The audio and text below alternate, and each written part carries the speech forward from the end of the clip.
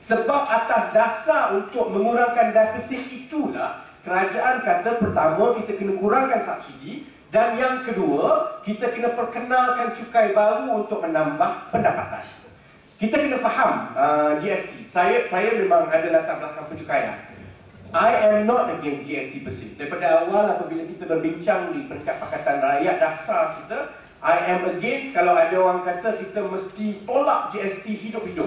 Sebab GST ini yang dari segi dasarnya, dari segi approach-nya adalah baik, tetapi mestilah dengan kesesuaian tertentu. Maknanya hanya dalam beberapa keadaan tertentu di Malaysia baru kita boleh laksanakan GST.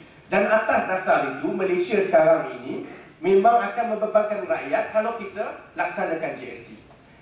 Kita boleh melihat pengalaman-pengalaman negara-negara lain melaksanakan GST. Pertama, bila masa kerajaan melaksanakan GST. Contoh yang baik adalah Australia dengan Singapura. GST ataupun VAT di negara-negara lain tidak pernah dilaksanakan sebagai cukai tambahan. GST adalah substitute tax. Maknanya, kalau sekarang ini kita kenakan tax, personal income tax kepada rakyat pada kadar purata 25% contohnya. Dan masalah personal income tax ni adalah dari segi masalah administration. Dia boleh menipu, payah orang tak file lah dan sebagainya. Jadi dari segi administratif dikira tidak efisien. Jadi sebab itu satu cara lain yang lebih efisien adalah melalui GST. Kerana GST every consumption, every transaction dibayar tax. Jadi di negara-negara lain GST diperkenalkan as a substitute to personal tax. Maknanya when you introduce GST, you make 5 additional billion in GST. What you do next is that you reduce personal income tax rate supaya at the end of the day, the tax collection is more or less the same. People are taxed exactly the same before and after GST. Cuma apabila GST diperkenalkan, income tax rate akan turun dan collection rate akan naik. But it will make up more or less the same thing. That is the mechanics of GST. Either in Singapore or in Australia. That's why when Australia implemented GST in 99, if I'm not mistaken, dari segi collection dia lebih kurang sama, tak banyak beza. That is where the flaw is apabila kerajaan Malaysia nak melaksanakan GST. Kerana apabila kita melaksanakan GST, dia akan jadi bebanan tambahan kepada rakyat Malaysia. Kerana daripada workforce kita yang 12 juta itu, tidak lebih kurang 10% sahaja yang membayar cukai. Jadi kaedah substitute, maknanya memindahkan beban cukai daripada personal tax kepada GST ini tak terpakai di Malaysia. It's not valid. That argument is not valid di Malaysia kerana pekerja-pekerja kita gajinya terlampau rendah. 90% daripada pekerja kita tak bayar cukai. Jadi bila you perkenalkan GST tiba-tiba, kalau diturunkan personal income tax pun, yang dapat benefit hanyalah 10%.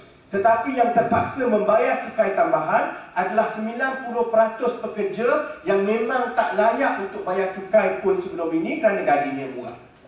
Itu prinsipal paling utama kerana kenapa GST perlu ditentang. Kerana ia adalah cukai tambahan. It is not a substitute tax seperti mana apabila ia dilaksanakan di negara-negara lain.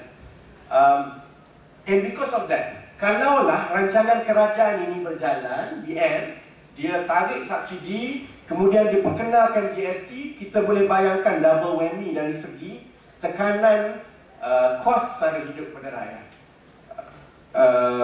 Subsidi ditarik, inflasi akan bertambah. Pada masa itu pula ditambah pula GST yang juga akan menaikkan inflasi dan sebagainya.